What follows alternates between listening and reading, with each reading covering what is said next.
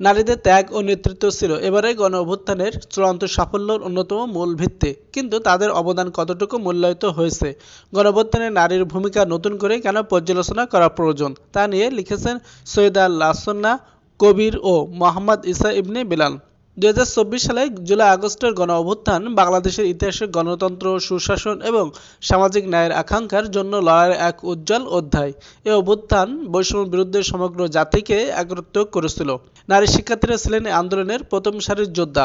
14 জুলাই তৎকালীন প্রধানমন্ত্রী এক সাংবাদিকের প্রশ্নে উত্তেজিত হয়ে আন্দোলনরত শিক্ষার্থীদের রাজাকারের নাতি-নাতনি বলে অবমাননাকর মন্তব্য করেন। প্রধানমন্ত্রীর এই বিতর্কিত ও কটাক্ষপূর্ণ মন্তব্য আন্দোলনকারীদের গভীরভাবে আহত করে। সেই রাতে প্রধানমন্ত্রীর অবমাননাকর বক্তব্য ক্ষোভে ফেটে পড়েন ঢাকা বিশ্ববিদ্যালয়ের শামসুন্নাহার হল ও বেগম রোকেয়া হলের সাহসী নারী শিক্ষার্থীরা। ক্ষোভে উত্তাল হয়ে ওঠা ওই নারী শিক্ষার্থীরা হলের গেট ভেঙে রাস্তায় নেমে আসেন, আর তাদের কণ্ঠে ধ্বনিত হয় এক ঐতিহাসিক স্লোগান, তুমি কে, আমি কে, রাজাকার রাজাকার, কে বলেছে কে বলেছে, স্বৈরাচার স্বৈরাচার। নারী শিক্ষার্থীদের এই অদম্য সাহসিকতা ও প্রতিবাদের চেতনা স্বৈরাচারী সরকারকে গভীরভাবে আতঙ্কিত করে তোলে। নিজেদের ক্ষমতা টিকিয়ে রাখতে এবং আন্দোলনের ঢেউ থামাতে সরকার অমানবিক কৌশল অবলম্বন করে। সেই রাতেই তারা দলীয় ক্যাডার বাহিনীকে আন্দোলনকারীদের দমন করার নির্দেশ দেয়। উদ্দেশ্য ছিল শিক্ষার্থীদের কণ্ঠ রোধ করা এবং আন্দোলনকারীদের ভয় দেখিয়ে আন্দোলন থামিয়ে দেওয়া। 15 জুলাই ঢাকা বিশ্ববিদ্যালয়ের ইতিহাসে এক কালো দিন। এদিন ছাত্রলীগের সন্ত্রাসী হামলা ও নির্যাতনের ফলে শত শত নিরাপরাধ ছাত্র-ছাত্রী রক্তাক্ত হন। কোটা সংস্কার আন্দোলনে উত্তাল পর্যায়ে সেদিন সকালে রাজ্য ভাস্কর্যের সামনে একটি শান্তিপূর্ণ বিক্ষোভের ঘোষণা দেওয়া হয়। শিক্ষার্থীদের উদ্দেশ্য ছিল তাদের ন্যায্য দাবি আদায়ের লক্ষ্যে শান্তিপূর্ণভাবে প্রতিবাদ জানানো। বিজয় 71 হলে সরকার দলীয় ক্যাডাররা বেশ কয়েকজন আন্দোলনরত শিক্ষার্থীকে আটক করে রাখে। এ খবর শুনে বিক্ষোভকারীরা তাদের মুক্ত করার জন্য হলে এগিয়ে যান। সেখানে পৌঁছানোর আগেই হলের ছাদ থেকে ইটপাটকেল নিক্ষেপ শুরু হয়। এরপর তারা লাঠি, রড এবং অন্যান্য অস্ত্র দিয়ে সরাসরি আন্দোলনকারীদের উপর হামলা চালায়। সেদিন ঢাকা বিশ্ববিদ্যালয়ের ক্যাম্পাসে এক বিরল দৃশ্যের অবতরণ হয়, যেখানে নারী ও পুরুষ শিক্ষার্থীরা একে অপরের জন্য ঢাল হয়ে দাঁড়ান।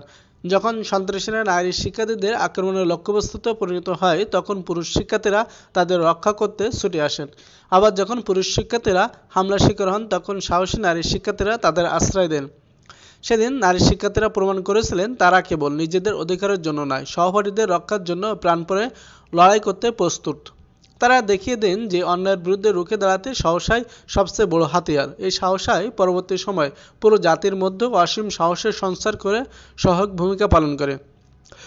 আন্দোলনের শুরু থেকে শেষ পর্যন্ত সব স্তরে নারীদের অংশগ্রহণ ছিল। ঢাকা বিশ্ববিদ্যালয়ের শিক্ষক ডক্টর চৌধুরী সাইমা ফেরদৌস 2 আগস্ট উত্তাল সময়ে আগুনঝরা কণ্ঠে উচ্চারণ করেছিলেন, আমার ছাত্রদের মুখ চেপে ধরার সাহস পুলিশ কে দিয়েছে?